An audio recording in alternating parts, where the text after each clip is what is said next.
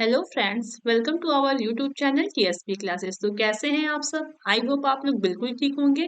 तो चलिए आज की क्लास में हम डिस्कस करने वाले हैं UP DElEd BTC second semester की अगली क्लास के बारे में। तो आज की जो क्लास होने वाली है वो होने वाली है सामाजिक अध्ययन की। सामाजिक अध्ययन की ये चैप्टर फर्स्ट का जो है पार्ट 3 है। इसके पहले हम लोगों ने दो दो क्लास कर लिया है। आप प्ले लिस्ट पे जाके चेक कर दिए, आपको सारी क्लासेस वहाँ सीरियल वाइज मिल जाएंगी। तो जो फर्स्ट चैप्टर है वह है भारत में भारतवर्ष में प्रथम साम्राज्य की स्थापना। तो उसमें हम जो है पढ़ेंगे मौर्य वंश के बारे में। हम लोगों ने पढ़ा है किसके बारे में? मौर्य वंश के बारे में हम लोगों ने पढ़ा है।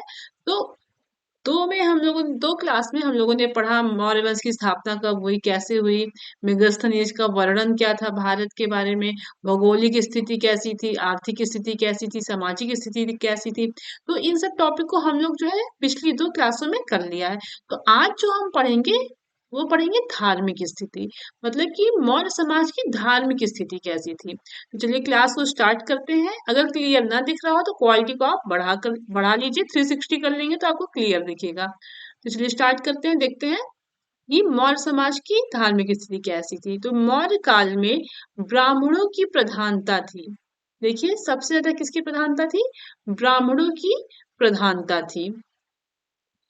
राजा, सेठ व जनता ब्राह्मण धर्म का ही पालन करती थी। ठीक?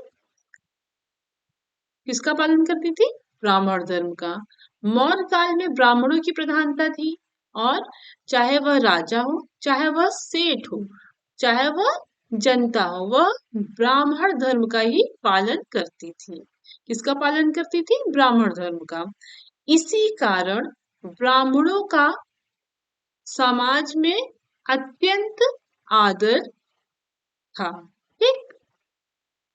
देखिए इसी कारण क्या था? ब्राह्मणों का समाज में अत्यंत आदर था। कहने का मतलब ये है कि जो मौर्य काल है उसमें जो है ब्राह्मणों की प्रधानता थी, चाहे वह राजा हो, चाहे वह सेठ हो, ठीक, चाहे वह जनता हो, वह सब क्या करते थे? ब्राह्मण धर्म का ही पालन करते थे। इसी कारण क्या था कि ब्राह्मणों का समाज में अत्यंत आदर था। अब जिस जो प्रधान होगा, जो मुख्य होगा, और जिसके सब पालन करेंगे, जिनकी सब बातें मानेंगे, तो क्या होगा? उनका जो समाज में आदर तो होगा ही होगा। ठीक, उसी तरीके से मौर्य काल में क्या था कि उसकी धार्मिक स्थिति में ब्राह्मणों की प्राधान्यता सबसे अधिक थी। इस काल में अशोक के बौद्ध धर्म ग्रहण करने से पूर्व समाज में वैदिक यज्ञों का प्रचार था। देखिए जब अशोक ने बौद्ध धर्म ग्रहण किया उसके पहले की बात है कि उस समाज में तब क्या था? वैदिक यज्ञों का प्रचार था। किसका प्रचार था? वैदिक यज्ञ का। ठीक, अब वो वैदिक यज्ञ के क्या क्या नाम है वह देख लेते हैं। अश्वमेध, नरमेध, वाजपेय यज्ञ के अतिरिक्त अनेक प्रकार के अनेक प्रकार के यज्ञ होते थे। ठीक, देखिए कहने का मतलब ये है कि जब अशोक ने बौद्ध धर्म ग्रहण नहीं किया था उसके पहले जो मौर्य काल था उसमें जो है यज्ञों का प्रचलन था। किसका प्रचलन था? यज्ञ का। और यज्ञ में कौन कौन से यज्ञ है उनका भी नाम है। अश्वमेध, नरमेध, वाजपेय यज्ञ के अतिरिक्त अन्य प्रकार के यज्ञ होते थे, जो देखिए जो लोकप्रिय ना होते हुए भी समाज द्वारा किए जाते थे। अब लोकप्रिय का मतलब क्या है? कि लोगों के द्वारा जो प्रिय नहीं था, मतलब जो लोगों को नहीं अच्छा लगता था, फिर भी वो क्या करते थे कि समाज में वह यज्ञ करते थे। ठीक, लोगों के द्वारा यह यज्ञ प्रिय नहीं था, फिर भी समाज के लोग या लोग क्या करते थे? इस यज्ञ को करते थे। अर्थशास्त्र में विष्णु, इंद्र, शिव, सरस्वती, अग्नि, कृष्ण आदि देवी देवताओं का उल्लेख मिलता है। देखिए जो आपकी ये अर्थशास्त्र है ये एक बुक है, ठीक। इसको जो है कौटिल्य ने लिखा था। तो इस बुक में यह बताया गया है कि मौर्य धर्म के सॉरी मौर्य काल के समय जो विष्णु भगवान थे, इंद्र जी थे, शिव जी, सरस्वती, अग्नि, कृष्ण आदि इन सब देवी देवताओं का क्या है उल्लेख मिलता है, मतलब उनके बारे में लिखा गया है। मौर्य काल के जो लोग थे या प्रजा थी वह इन सबको, ये सब देवी देवताओं को क्या करती थी, मानती थी, ठीक है। अर्थशास्त्र में मूर्ति पूजा का भी उल्लेख किया गया है, मतलब कि अर्थशास्त्र बुक है उसमें मूर्ति पूजा का भी उल्लेख है। कहने का मतलब है कि मौर्य काल के लोग मूर्ति की पूजा भी करते थे, ठीक। अब आगे देखिए, अशोक के शासन काल में ब्राह्मणों, श्रमणों के अतिरिक्त 3 अन्य संप्रदाय भी थे। मतलब कि जैसे अशोक के शासन काल में एक तो हो गया आपके ब्राह्मण हो गया, एक कौन हो गया ब्राह्मण, और दूसरा श्रमण, और इनके अतिरिक्त जो है वह 3 अन्य संप्रदाय भी थे। अब ये 3 अन्य संप्रदाय देख लेते हैं कौन कौन से हैं। तीर्थक, आजीवक और निग्रंथ, ठीक। देखिए क्वेश्चन बन सकता है कि मौर्य अशोक के शासन काल में 3 अन्य संप्रदाय कौन कौन से थे। तो कौन से थे, पहला हो गया तीर्थक, दूसरा हो गया आजीवक और तीसरा हो गया निर्ग्रंथ यानी जैन, ठीक है। आगे देखिए, अशोक के समय में सर्वाधिक लोकप्रिय एवं सशक्त धर्म बौद्ध धर्म था। कहने का मतलब है कि जब अशोक का टाइम था तो उसमें सबसे ज्यादा, सर्वाधिक मतलब सबसे ज्यादा लोकप्रिय, मतलब सबको सभी को पसंद था और बहुत ही शक्तिशाली धर्म कौन सा था, बौद्ध धर्म था। यह भी क्वेश्चन आपका बन सकता है कि अशोक के समय जो है सबके द्वारा लोकप्रिय या सशक्त धर्म कौन सा था, तो कौन सा था, बौद्ध धर्म था, जिसका अशोक ने अत्यंत प्रचार एवं प्रसार किया था। बौद्ध धर्म का अशोक ने क्या किया था, प्रचार एवं प्रसार किया था, मतलब कि सब जगह सभी राज्यों में क्या किया उसको सभी को बताया। प्रसार में क्या होता है, फैलाना, और प्रचार में होता है एक तरह से सबको परिचित कराना किसी चीज से। तो अशोक के समय सबसे सर्वाधिक जो लोकप्रिय और सशक्त धर्म था वह बौद्ध धर्म था, और जिसका अशोक ने क्या किया, अत्यंत प्रचार एवं प्रसार किया। ओके, आगे देखते हैं, चंद्रगुप्त मौर्य का जीवन परिचय तथा उपलब्धियां। अब हम देखते हैं थोड़ा चंद्रगुप्त मौर्य के बारे में और उन्होंने अपने जीवन में क्या क्या उपलब्धियां धारण की या प्राप्त की, उसके बारे में हम देख लेते हैं, ठीक है। पहले जो देखते हैं मौर्य प्रशासन कैसा था। मौर्य प्रशासन के अंतर्गत भारत को पहली बार राजनीतिक एकता प्राप्त हुई। मतलब कहने का मतलब है कि जब मौर्य प्रशासन शुरू हुआ या मौर्यों ने जब क्या किया कि अपना शासन स्टार्ट किया, तो उस समय क्या हुआ कि भारत में राजनीतिक एकता प्राप्त हुई। मतलब कहने का मतलब ये कि चंद्रगुप्त ने क्या किया था कि सभी राज्यों के राजाओं को बुला के उनके साथ क्या किया, एक मीटिंग की, फिर सबको साथ लेके चलना, सभी के बारे में सोचना, एकता थी, सभी राज्यों के बीच में क्या थी, एकता थी। इसलिए कहा गया कि जो मौर्य प्रशासन है उसके अंतर्गत क्या हुआ कि भारत को पहली बार क्या हुआ, राजनीतिक एकता प्राप्त हुई, ठीक। सत्ता का जो केंद्र होता था, सत्ता का केंद्र राजा होता था, ठीक। ये तो सभी को पता है कि सत्ता का जो केंद्र किसका था, राजा होता था। लेकिन वह निरंकुश नहीं होता था, मतलब वह अत्याचारी नहीं था, मतलब अपनी प्रजाओं को कष्ट नहीं देता था, फालतू में परेशान नहीं करता था, बल्कि सभी को बहुत अच्छे से रखता था। तो कहने का तात्पर्य ये है कि जो मौर्य प्रशासन के टाइम में भारत को जो है राजनीतिक एकता प्राप्त हुई थी, और यह इस कारण से हुई थी क्योंकि जो चंद्रगुप्त मौर्य थे वो बहुत ही जो है प्रतापी राजा थे। सभी राज्यों के राजाओं को एक साथ एक समूह में लेके चलते थे, सभी के बारे में सोचते थे और वह बिल्कुल निरंकुश नहीं थे, मतलब अत्याचारी बिल्कुल नहीं थे, ना किसी को परेशान करते थे बेवजह। ठीक है, अब देखिए जो कौटिल्य कौटिल्य है, इन्होंने ही अर्थशास्त्र लिखा था। ठीक है, कौटिल्य ने राज्य के 7 अंग बताए हैं। कितने अंग बताए? 7 अंग बताए हैं। देख लेते हैं कौन से। ये थोड़ा रॉन्ग हो गया, इसको नहीं देखते हैं, आगे देखते हैं। तो देखिए, फर्स्ट जो है वो कौन से है? राजा। ये 7 अंग हैं और किसके द्वारा? कौटिल्य के द्वारा। ठीक है, फर्स्ट है राजा, सेकंड है आमत्य और थर्ड है जनपद, फोर्थ है आपका दुर्ग और फिफ्थ है कोश, सिक्स्थ है सेना और सेवेंथ है मित्र। ठीक है, ये इसी सीरीज में आएंगे। फर्स्ट नंबर पे आपका राजा होगा, सेकंड पे आमत्य, थर्ड पे जनपद और फोर्थ पे दुर्ग और 5 पे कोस और 6 पे सेना और 7 पे मित्र। तो कौटिल्य ने कितने अंग बताए? 7 अंग, 7 अंग। तो यह इसी सीरीज में होगा। पहले राजा होगा, फिर आमत्य होंगे, फिर जनपद होंगे, फिर दुर्ग होंगे, उसके बाद कोस, फिर सेना, फिर मित्र। आगे चलते हैं, अब देखते हैं।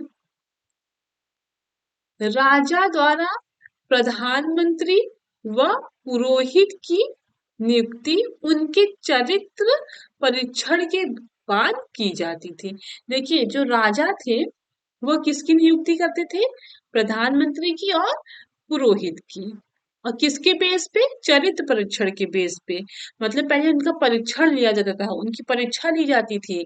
राजा क्या करते थे? सबकी परीक्षा लेते थे, फिर उसमें क्या करते थे कि प्रधानमंत्री को व पुरोहित को चुनते थे, फिर उनकी नियुक्ति करते थे। जैसे आप किसी भी पद के लिए अगर आपको नियुक्त करेगी सरकार, तो पहले क्या प्रोसेस होगा? पहले आप फॉर्म फिल करेंगे, फिर एग्जाम देंगे, फिर क्या करेंगे कि एक कट ऑफ बनेगी, फिर इंटरव्यू होगा। तो ये सारे प्रोसेस जब आप पार कर लेंगे, तब आप उस पोस्ट पे आपको गवर्नमेंट क्या करेगा? नियुक्त करेगा। तो सेम वही प्रोसेस है कि राजा पहले क्या करते थे? प्रधानमंत्री और पुरोहित की जब नियुक्ति होती थी, तो सभी का क्या? चरित्र परीक्षण किया जाता था। फिर जो उनको समझ में आता था, उनको अपना प्रधानमंत्री बनाते थे या पुरोहित बनाते थे। आगे देख लेते हैं। मंत्रिमंडल और मंत्री परिषद में अनेक सदस्य थे। जो आपका मंत्रिमंडल था और मंत्री परिषद था, उनमें क्या थे? अनेक सदस्य थे, मतलब ज्यादा सदस्य रहते थे। सम्राट 5 विषयों पर मंत्रियों से सलाह लेते थे। जो आपके सम्राट थे या राजा थे, वो 5 विषय पे क्या करते थे कि अपने मंत्रियों से सलाह लेते थे। मतलब अकेले कोई निर्णय नहीं लेते थे, 5 विषयों पे अपने मंत्रियों से क्या करते थे? सलाह लेते थे। अब देखते हैं वह 5 विषय कौन कौन से हैं। तो फर्स्ट जो है, पहला जो विषय है वह है देश रक्षा तथा विदेशों से संबंध। कि देश की रक्षा कैसे करनी है, विदेश से हमारे संबंध कैसे हैं, कहाँ पे किससे दुश्मनी है, कहाँ पे कैसी मित्रता है, किससे हमें किसी को कोई गिला या शिकवा तो नहीं है, कोई हमसे मतलब नाराज तो नहीं है क्या, अभी वहां की कंडीशन है। तो सारी जितनी भी इससे देश रक्षा और विदेशों से जितने भी संबंधित टॉपिक रहते थे, वह आप जो है राजा मंत्रियों से डिस्कस करते थे, मतलब मंत्रियों से सलाह लेते थे। फिर देखिए सेकंड विषय जो है वह है राज्य के आय के साधन। हाँ, राज्य जो है, आप जो उनका राज्य था वहां पे आय मतलब इनकम का सोर्स क्या था, कहाँ से ज्यादा इनकम आ रहा है, कहाँ हमें घाटा लग रहा है, कहाँ हमें लाभ हो रहा है। तो जो इससे संबंधित टॉपिक था, उससे भी ये क्या करते थे? मंत्रियों से सलाह लेते थे। अब तीसरा पॉइंट देख लेते हैं।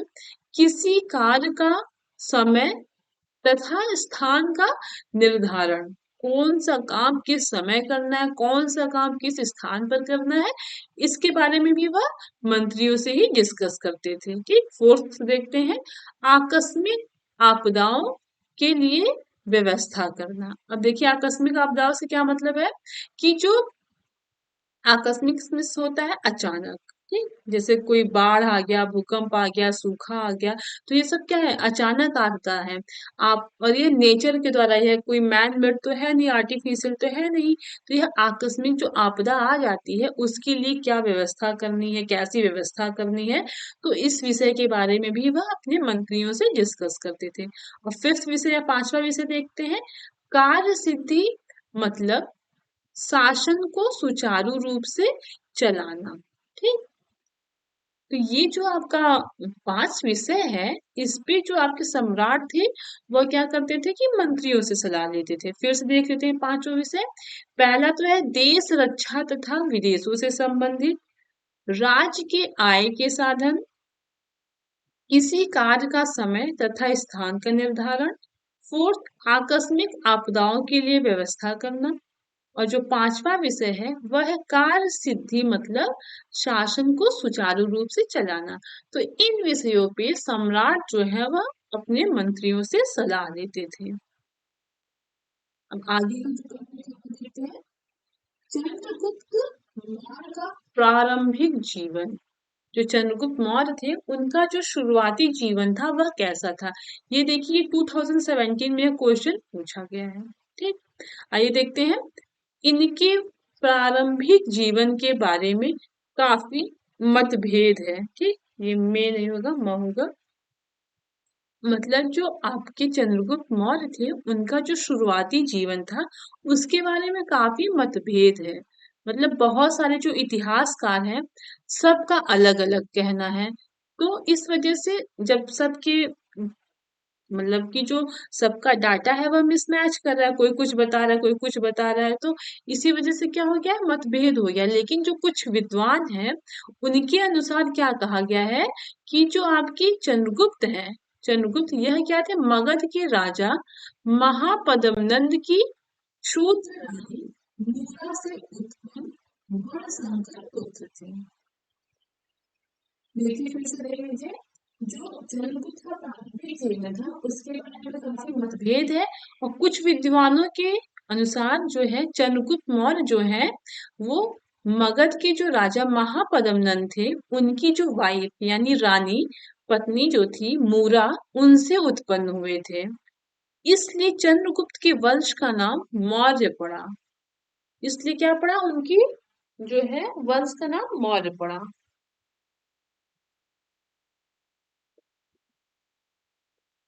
मौर्य राजवंश 321 से 185 ईसा पूर्व प्राचीन भारत का एक शक्तिशाली राजवंश था।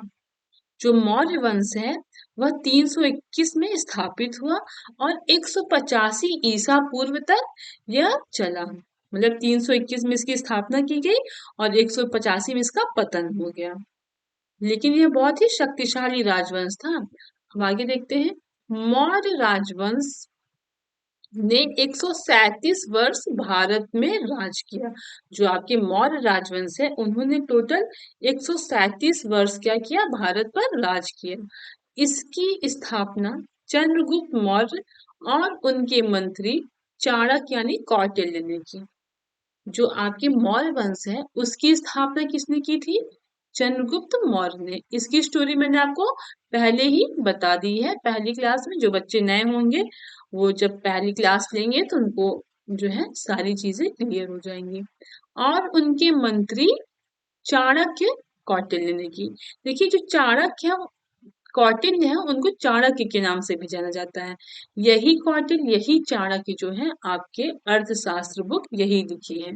अब आगे देखिए। चंद्रगुप्त मौर्य, चाणक्य, बिंदुसार, सम्राट अशोक आदि जैसे प्रसिद्ध व्यक्ति इस काल में हुए। जो इस काल के प्रसिद्ध व्यक्ति थे वो थे चंद्रगुप्त मौर्य, चाणक्य, बिंदुसार और वह सम्राट अशोक। ये सब जो है व्यक्ति जो है इस काल के सबसे प्रसिद्ध व्यक्ति हुए थे। अब देखते हैं भाषा कैसी थी वहां की। मौर्य काल में 3 भाषाओं का प्रचलन था। कितनी भाषाओं का, 3 भाषाओं का। सबसे फर्स्ट कौन सी थे, संस्कृत, फिर सेकंड प्राकृत और थर्ड है पाली। तो अगर एग्जाम में आपसे पूछता है कि मौर्य काल में कौन सी भाषा का प्रचलन था, तो आप लिखेंगे कि 3 भाषाओं का प्रचलन था। पहला तो संस्कृत, फिर सेकंड प्राकृत, फिर थर्ड पाली। मौर्य वंश के अंतिम शासक बृहदत्त थे। यह क्वेश्चन आपका पूछा हुआ है कि मौर्य वंश का अंतिम शासक कौन था? तो मौर्य वंश का अंतिम शासक बृहदत्त थे। ठीक है। अब आइए देखते हैं कि मौर्य सम्राट में टोटल कितने सम्राट हुए और किनका शासनकाल कितने से कितने तक था, और आखिरी जो आपके सम्राट थे वह कौन से थे। देखिए पहले एक चीज नोट करिएगा कि जो आपके चंद्रगुप्त मौर्य, बिंदुसार और अशोक, इन्हीं तीनों के बारे में आपका सिलेबस दिया हुआ है। आपका जो बीटीसी का सेकंड सेमेस्टर है, तो उसमें सिर्फ इन्हीं तीनों सम्राट के बारे में उल्लेख है कि इन्हीं के बारे में आपको पढ़ना है। फिर भी एक नजर हम देख लेते हैं कि कितने टोटल सम्राट हुए थे। तो जो सबसे पहले सम्राट है वह है चंद्रगुप्त मौर्य। कौन है? चंद्रगुप्त मौर्य। इन्होंने ही मौर्य वंश की स्थापना की थी। अब देखिए यह 322 या 323 दोनों जो है सही है। जैसा कि आप लोगों ने पीछे पढ़ा कि मतभेद है, इस वजह से कुछ विद्वानों ने या कुछ इतिहासकारों ने 322 दिया, कुछ 323। तो दोनों सही है, एग्जाम में एक ही आएगा, परेशान होने की जरूरत नहीं है। दो में से कोई भी एक रहेगा तो आप टिक करिएगा, आपका आंसर गलत नहीं होगा। तो मौर्य जो है चंद्रगुप्त मौर्य वह 322 ईसा पूर्व जो है गद्दी पर बैठे थे और शासन काल इनका 298 तक चला था। ठीक, 322 से 323 पे गद्दी पे बैठे और 298 तक इन्होंने शासन किया। फिर बिंदुसार का टाइम देखते हैं। 200 298 ईसा पूर्व में गद्दी पर बैठे और 273 तक इन्होंने शासन किया। सम्राट अशोक जी जो थे वह 273 में गद्दी पर बैठे और 232 ईसा पूर्व तक इन्होंने शासन किया। अब सम्राट अशोक के बाद आए कुणाल, कुणाल के बाद आए दशरथ, दशरथ के बाद आया संप्रति, संप्रति के बाद आया शालीशुक, शालीशुक के बाद आए देववर्मन, फिर आए शतधन्वन, फिर जो 10वें नंबर पे आए बृहदत्त, और यही जो है वह सबसे अंतिम शासक थे मौर्य सम्राट के। इनका देख लेते हैं। 187 ईसा पूर्व इन्होंने गद्दी पर बैठा या शासन शुरू किया और 185 ईसा पूर्व तक इन्होंने जो है गद्दी तक ही वह बैठे रहे। इन्होंने सिर्फ मात्र 2 साल शासन किया था। तो इसी सीरीज में आपके हैं भी, सबसे पहले चंद्रगुप्त मौर्य, फिर बिंदुसार, फिर सम्राट अशोक, कुणाल, दशरथ, अगेन संप्रति, फिर शालीशुक, फिर देववर्मन, फिर शतधन्वन, फिर बृहदत्त। टोटल इतने जो हैं आपके शासक चंद्रगुप्त मौर्य शुरू शुरू जो है स्थापना चंद्रगुप्त मौर्य ने किया और फिर अंतिम शासक बृहदत्त थे। तो टोटल इतने शासक हुए थे। आगे देख लेते हैं। चंद्रगुप्त मौर्य के बारे में थोड़ा पढ़ लेते हैं फिर से। जो चंद्रगुप्त मौर्य है उनका जन्म, चंद्रगुप्त मौर्य का जन्म कब हुआ था? 345 ईसा पूर्व हुआ था। इनकी माता का नाम मूरा था और पिता का नाम नंदराज था। चंद्रगुप्त मौर्य ने 323 से 298 ईसा पूर्व तक शासन किया। अभी तो हम लोगों ने इसके बारे में पढ़ा था। अब आइए देखते हैं आगे। इसके कुल वंश को लेकर आपस में काफी मतभेद है। चंद्रगुप्त मौर्य को भारतीय इतिहास का प्रथम सफल सम्राट कहा जा सकता है। जो चंद्रगुप्त मौर्य हैं, इनको भारतीय इतिहास का प्रथम सफल सम्राट कहा जा सकता है। आगे देखिए। मगध के नंदवंशी राजा के यहाँ चंद्रगुप्त मौर्य नौकरी करते थे। देखिए स्टोरी है कि इन्होंने जो है कहाँ से मौर्य वंश की स्थापना की। ठीक है। वहीं पर चंद्रगुप्त की मुलाकात चाणक्य यानी विष्णुगुप्त या कौटिल्य नामक ब्राह्मण से हुई, जो चंद्रगुप्त की तरह ही मगध पर आक्रमण करने की योजना बना रहे थे। देखिए आप लोगों ने फर्स्ट क्लास जब की थी तो मैंने पूरी स्टोरी आपको बताई थी। ठीक, तो क्या था कि एक बार फिर से आप देख लीजिए। बताया गया है कि काफी इतिहासकार हैं, उनके बीच में मतभेद है, तो सबने अपनी अलग अलग स्टोरी बताई। एक स्टोरी तो ये बताई कि चंद्रगुप्त की मुलाकात जो है मगध में हुआ, फिर उन्होंने आक्रमण की योजना बनाई।